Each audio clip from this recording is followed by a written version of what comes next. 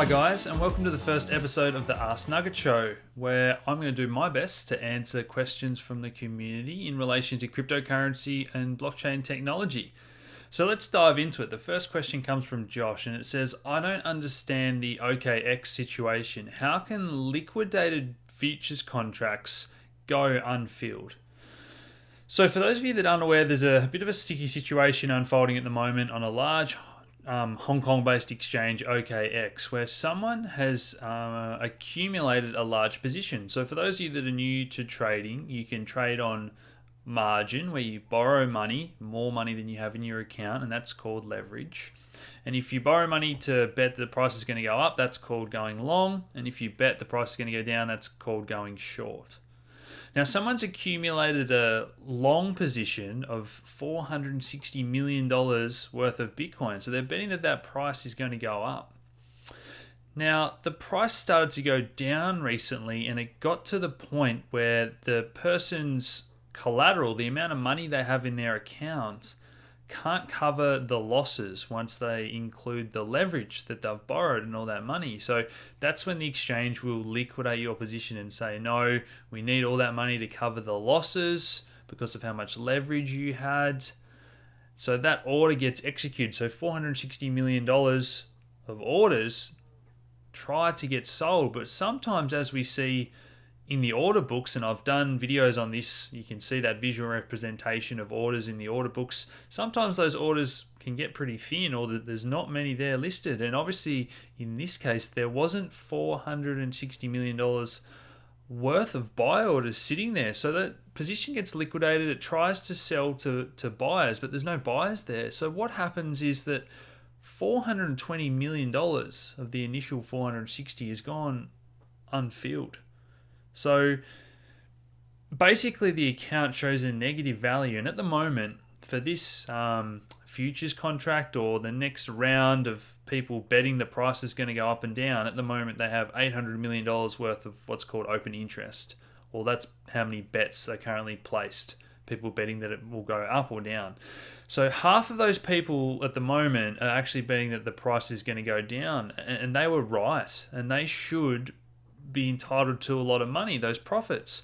But the people that are on the flip side here, as we see, the people that bet that it was going to go up, they got liquidated and there was no one there to buy. So there's actually no money there to hand over to the people that were right. So this is a very sticky situation indeed. And all I've read so far is that they've got an insurance sort of backup plan, a fund that puts $10 million in each month. But obviously that's going to take a long time to repay the people that were right, and whether or not they have to socialize those losses, or if the price goes up before this contract expires, then obviously buyers will come back to the market and naturally step in and start to buy those positions and add to that empty gap of buyers where there is currently none.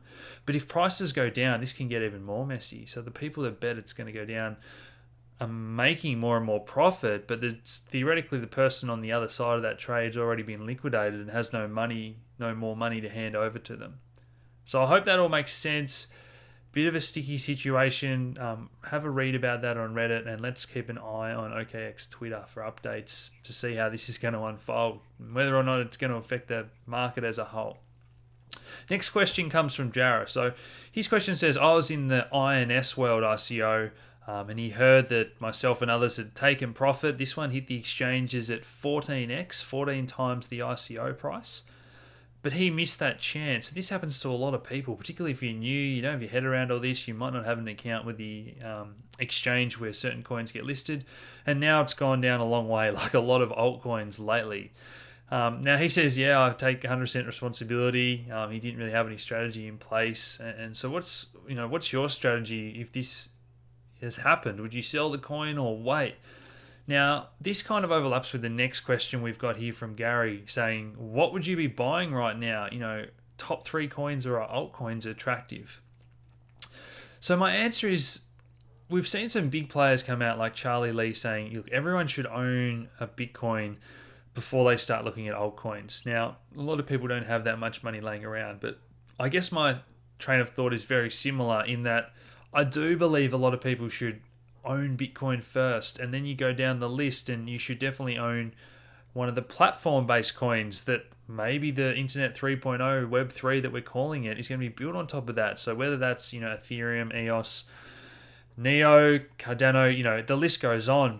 And then you sort of have these big coins that the majority of money and work is going into. And then you look down that list and start to pick altcoins. And that's when it becomes about education and doing your research. Now, if two coins are both down 90%, a lot of people have this mental attachment to, I'll sell that ICO once it gets back to break even or once it goes up a little bit. Now, the fact is, in this space, some altcoins and 90% of coins probably aren't going to bounce back. Now, maybe we get into that big bubble where everything goes up. That's fine. But I would be more inclined to reshuffle my portfolio, admit the mistakes that you made. Don't fall in love with any one coin or trade. Put the money into the better project that you like. And then once everything goes up, I think the good projects are going to, outperform the bad projects. That's just me. So no easy answer there, but obviously everything's down 80, 90% at the moment. So it's maybe a good time to reshuffle it and benefit during the next bull run. The next question comes from Stetch, and I hope I've pronounced that correctly.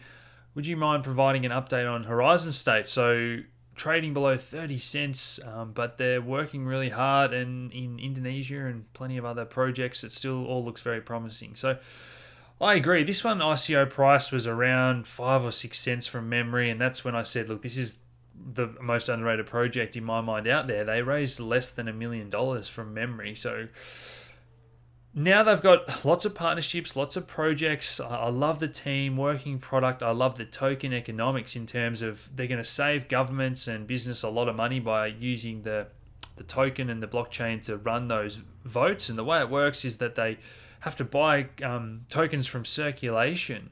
Now that obviously, the basics of supply and demand would say that is always going to have some sort of buying pressure on the price if people are using the platform and there's plenty of votes going on. And once we have a vote, a percentage of those, I think it's 5% from memory, go to charity as well, which is fantastic, and 5% get burnt or frozen, so taken out of circulation. So again, anything that reduces that supply over time puts upwards pressure on the price. So that's plenty of reasons that I like the token economics. As I just mentioned, just about everything is down 80 or 90% from all-time highs, guys. But again, this project's still up 600% from ICO price. And with everything, guys, just because you hear that a coin is good doesn't mean you rush out and buy it that day. You still do your research, look at the charts, buy some now, at dollar cost average, maybe buy some more when it goes down. You've got to always try and be taking profits and having a little bit of money on the sidelines, because we never know when the market will turn down. And obviously, if you can buy good coins at these low prices when they're down 90%, it really reduces that dollar cost average. So if you buy the same amount at the bottom as at the top, it actually reduces our average buy price more than halfway. A lot of people think, well, I bought $1,000 up there and $1,000 here. You actually get a lot more sort of tokens at a 90% lower price, and that reduces your price a lot closer to the bottom, and then you benefit during the next bull run. So that's the way I think about that. So Horizon State doing crazy things in all sorts of countries, possibly running that gun vote, which would be huge. That would be all over the media if they are to get that. Jamie Skeller, he recently spoke at a meetup, and the way that the message he's getting across about the way that they're literally changing people's lives in terms of suppressed countries where you can't even express your beliefs. And we're now sort of trying to give unbiased education and let people speak up, really changing the entire democratic process. And, that brought a tear to his eye when he was talking, and it just, the way that the room was captured and realizing what a difference this project can make if it takes off. Again, that's why I really love that project, and I've thrown my support behind it. The final question, Dean, your prediction for $1 trillion market cap, what percentage do you think Ethereum will hold, or will Bitcoin take over the majority, e.g. 50% dominance? So for those that don't know, that don't follow me, guys, feel free to follow me on Facebook. I put up a post recently saying I've only ever made a couple of predictions. One of them was initially when I got into Bitcoin, saying I think that this will hit $3,000 in the next few years. That was when it was trading under $100 at the time. My next prediction was when Ethereum was around $5 or $10, and I said I think Ethereum will hit $100 in a couple of years' time.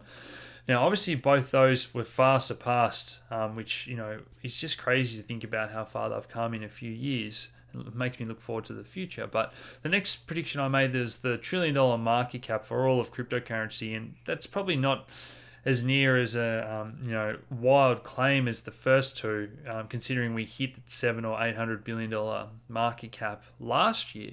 But I think once we grow, it's going to look very different in the next run. Whereas altcoins just went ballistic. Now I think as we see the space mature, a lot of money probably is going to flow into Bitcoin, particularly if we get that ETF. And whatever platform wins out, as I've already touched on in this episode, whether it be Ethereum or something else, I think a lot of money is going to go into that number one platform. And I don't necessarily think that the way retail investors speculated into every altcoin and everything went up, I don't think that's what mature money, smart money, those savvy investors, I don't think they're going to be throwing their money at these small altcoins. So I do think the top end of the market, and possibly, Bitcoin is going to capture a lot of that. And it relates to scaling. So whoever scales well, if Ethereum can, be a store of value and a medium of transfer and really decentralize itself through layer 1 as mining becomes more decentralized, and layer 2 if we have everyone running Lightning nodes, that can really push the need for other forms of payment aside, possibly. And the same with platforms. Maybe we need lots of different platforms, but if one platform scales well and can cater for everyone, geez, why wouldn't it capture a lot of the market share for people that want to build on top of it? So that's my answer, guys. I hope you've enjoyed that first episode, of the Ask Nugget Show. Apparently, I don't pronounce my K's too well, so I'll do my best to pronounce that Ask Nugget Show, guys, because we had a few funny comments coming in. Leave your questions and comments below for next week's episode. Tag us on Twitter, use that hashtag AskNugget, and I will speak to you again soon. Cheers.